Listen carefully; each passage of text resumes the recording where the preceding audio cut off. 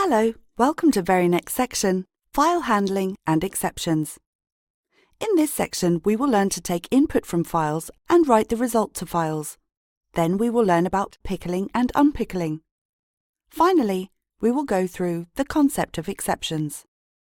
Now we move on to the first video of this section, reading text from a file. In this video, we are going to learn how to read text from a text file. We will use the open built-in function to open the file. This is the syntax. The first argument, file name, specifies the file name that you want to open. The second argument, access mode, determines in which mode the file has to be opened, that is, read, write, append, and so on. The open function creates a file object. Now we will read a file by a program. The access mode for reading is R. Let's take the sample of a text file containing famous quotes. I have saved the file with the name sample1.txt. Let's write a program to read the earlier file.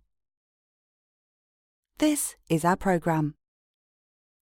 In the given code, first we created a file input file object, then we called FileInput.read method to read the file content. After reading, the file input file object is closed by the FileInput.close method. We save it as readfile.py. Be sure that the sample file and the code readfile.py are in the same directory. Let's check the output. The code is running successfully. In order to read a character from the file, we can pass the argument to the read function. Let's understand this with an example. We add this code and save it as readcount1.py. The second line of code reads the first 20 characters of the file. The third line reads the next 15 characters. And the fourth line reads the next 10 characters of the file. Let us run it now. We get the desired result. In order to read the file line by line, we can use the readLine function. Let's see the sample code. We save this file as readline.py.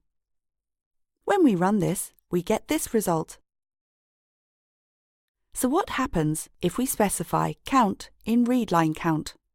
Let's see an example. We save this as readlinecount.py. Let's see the output.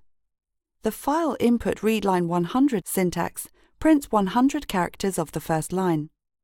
But the first line only contains 48 characters. The syntax file input readline 20 prints the 20 characters from the second line of sample1.txt. Consider the situation where we want to make a list of lines of a file. In that case, the readlines method allows us to do it. Consider this example. We save this file as readlines1.py. Let's check the output of the code. We can easily see the list of lines. For reading purposes, you can loop over the file object. We create a new file and add this code. We save this as readfile4loop.py. When we run this, we can see all the lines.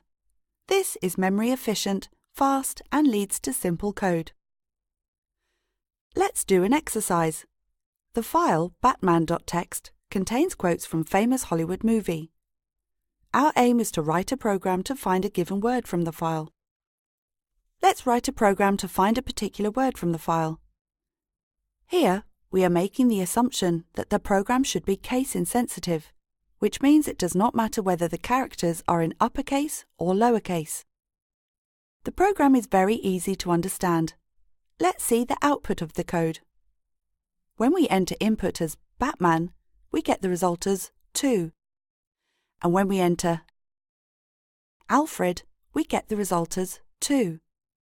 Similarly, we get the result for word Wayne. The program is working fine.